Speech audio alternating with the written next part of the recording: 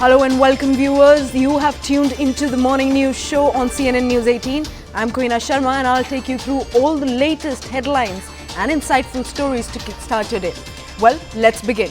Now first we are discussing the Himachal floods because heavy rains continue to wreak havoc in parts of the Himachal Pradesh. Now rains triggered multiple landslides and flash floods leading to widespread damage in the state. Now the total number of deaths in the rain related incidents in the state since Sunday night has increased to 72, with Shimla alone accounting for 21 deaths. Now the rescue and relief operations are underway and the IAF has rescued over 700 people from flood-hit Kangra in last 48 hours. Several houses in different parts of Shimla are also facing the threat of collapse due to the landslides. Meanwhile, Chief Minister Sukhwinder Singh Sukhu conducted an aerial survey of the flood-hit areas to assess the situation.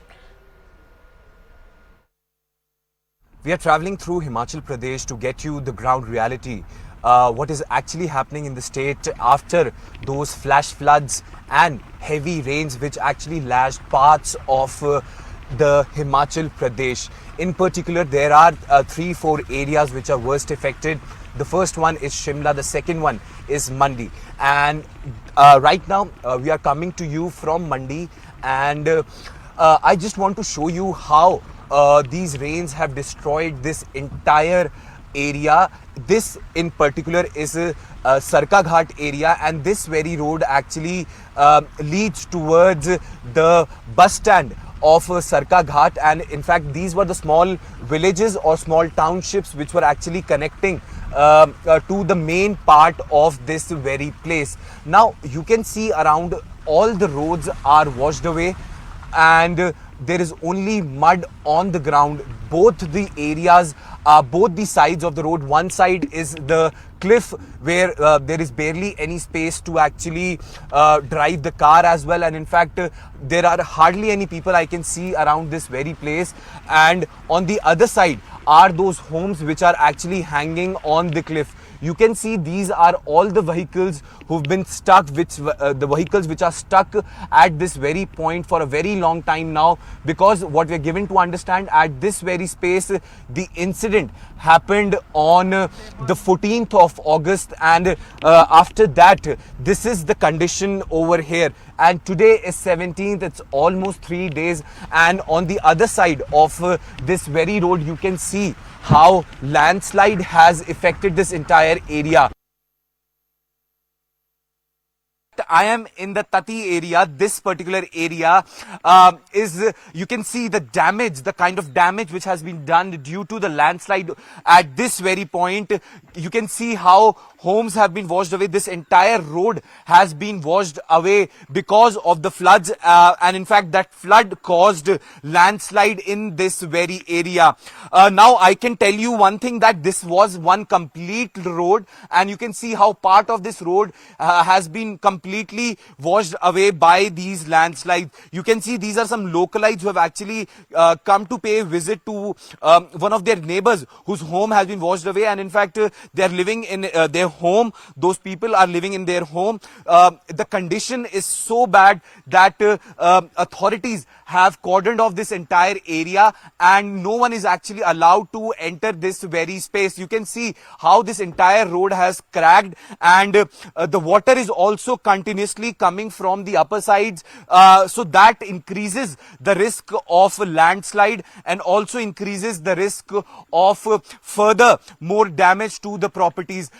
What we are given to understand, there is no particular number as to how many homes collapsed at this very site, but there were many people living at this very space because this is a residential area. In fact, this particular area is Tati, which comes under Sarka Ghat, which is considered to be one of the worst affected in Mandi. Cloudburst which took place in Mandi on 13th of August has resulted in something like this. You can see how this entire hill has collapsed, and in fact the landslide was reported in the early hours of the 13th of August around 6 a.m. In fact, you can see from up to that very point that cloudburst took place, and after that cloudburst the water gushed in with so much speed that it got all these rocks with it. And in fact, this is a scary scenario playing out over here, destroying many homes and in fact affecting around 150 families. This entire area has been classified as a red zone by the authorities. Yes, the authorities has given a red zone, has marked this area as red zone, but as per the locals, nobody paid visit to this very site. This is Zukain Panchayat, and in fact this is in Mandi town, and you can see how the situation has turned back. The water is continuously coming down from up the hill, and in fact it's going down there to that very spot. I'll show you the visuals from that place as well. You can see how situation is bad over here in Mandi.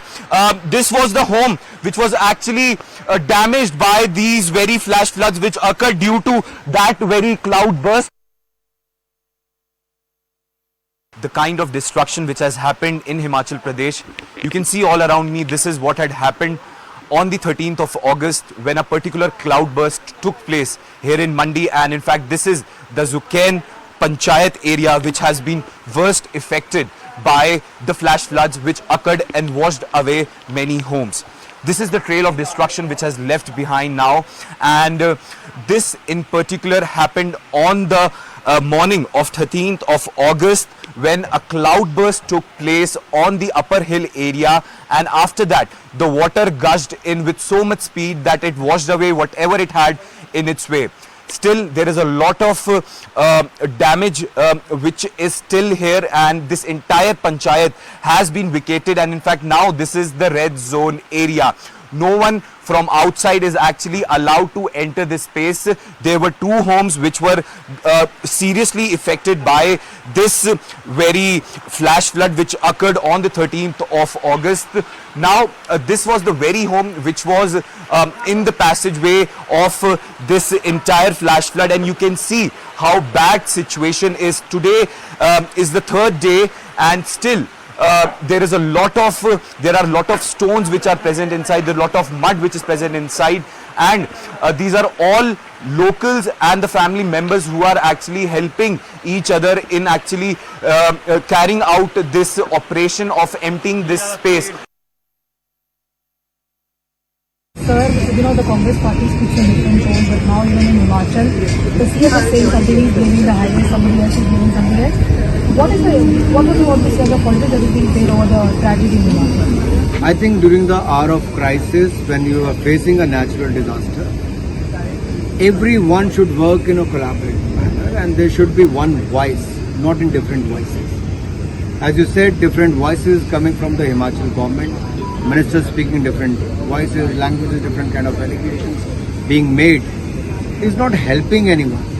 The time today says that work in the interest of people, save their lives, save their assets, and when the situation is normal, then you can come out with a detailed report what were the reasons behind such kind of losses of life and the property and other such losses.